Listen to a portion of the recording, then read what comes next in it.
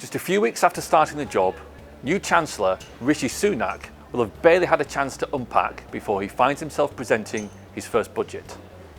With the clock ticking towards the end of the EU exit transition period, the new Chancellor will likely want to plot a steady course of this budget in March, but smoke signals coming from the Treasury on pension reform and inheritance tax reform may lead to consultations on these oft-debated tax policy areas.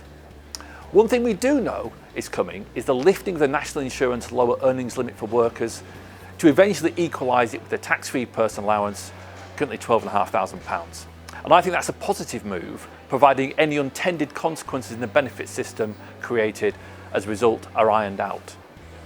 So what else might be coming that will tick the boxes of being popular without being a big spending commitment? One obvious one to me is to bring back the Help to Buy ISA after it ended last November. It proved popular with young savers, so bringing it back with less penalties would be a popular move. We may also see a commitment to a timetable to finally scrap self-assessment for taxpayers and finally move to a more flexible and digital system. Finally, we may see reform and simplification to all employee share scheme rules, encouraging more employers to set these up to allow employees to acquire shares in their employer in a tax-effective way. Join us on Budget Day for our full coverage.